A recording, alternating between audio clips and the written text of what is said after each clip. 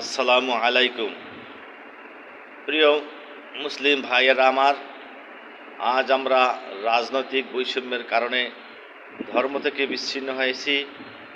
প্রত্যেকেই রাজনৈতিক প্রধানকে আমরা সম্মান করি, আল্লাহর নবীর চেয়েও বেশি তাকে প্রাধান্য দেই।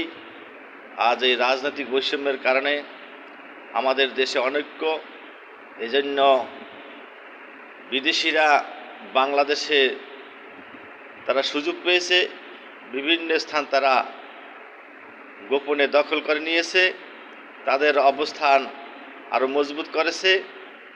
বাংলাদেশের বিভিন্ন জাতির আগমন, এজন্য আমরা ধর্মকে সঠিকভাবে পালন করতে পারছি না, ধর্মকে চাঙ্গা করতে পারছি না। ইসলাম ধর্ম সংখ্যাগরিষ্ঠ মুসলমান রাষ্ট্র, সংখ্যাগরিষ্ঠ মুসলমান হওয়া সত্ত্বেও আমরা আজ ধর্ম থেকে বিচ্ছিন্ন হওয়ার কারণে এদেশে বড় বড় মূর্তি ভাস্কর্য গড়ে উঠে ইসলামের বাহিরে যত কিছু কাজ এদেশে চলমান, আমরা কোনো অন্যায় প্রতিহত করতে পারছি না।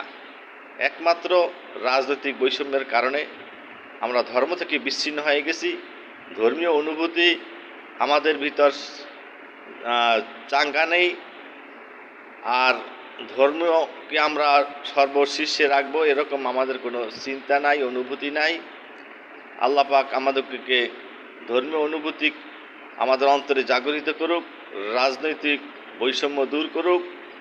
আমরা মুসলমান, সংখ্যাগরিষ্ঠ মুসলিম জাতি, বাংলাদেশে আমরা ইসলামিক রাষ্ট্র কায়েমের লক্ষ্যে আমাদের আন্দোলন দুর্বার করতে হবে, ঐক্যবদ্ধ হতে হবে। ওয়াতাসিমু বিহাবলিল্লাহি জামিয়া, তোমরা আল্লাহর রুজ্জুকে শক্তভাবে ধারণ করো। ওয়ালা তাফাররাকু, তোমরা পৃথক হও না। এরপর বলছে যে উদখুল ফিস সিলমি কাফা, তোমরা ইসলামে পরিপূর্ণভাবে প্রবেশ করো।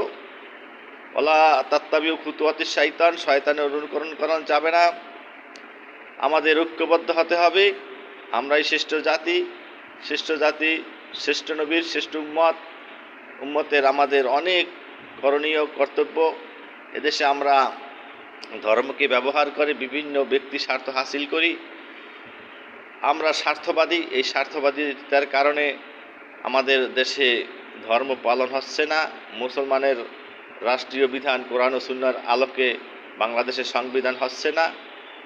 আমরা বিভিন্ন দেশের দালালি করি, আমেরিকার দালালি করি, নিজের স্বার্থ হাসিল করি, ভারতের দালালি করি, নিজের স্বার্থ হাসিল করি, অথচ মুসলমান দাবি করি। আমরা দেশের উন্নয়নের জন্য বিদেশিদের সাথে তাল মিলিয়ে চলি। আমরা আমাদের বাংলাদেশের নিজস্ব কোনো শক্তি নাই, আর আমরা কল্পনাও করি না। আমাদের সর্বক্ষেত্রে আমরা মুসলমান পিছিয়ে আছি। আমরা প্রশাসনিকভাবে কোনো স্থান দখল করতে পারি নাই, মুসলমান জাতি পিছিয়ে আছি। সব দিক থেকে আমরা বাংলাদেশ মুসলমান জাতি সব সেক্টর থেকে আমরা অনেক পিছনে আছি।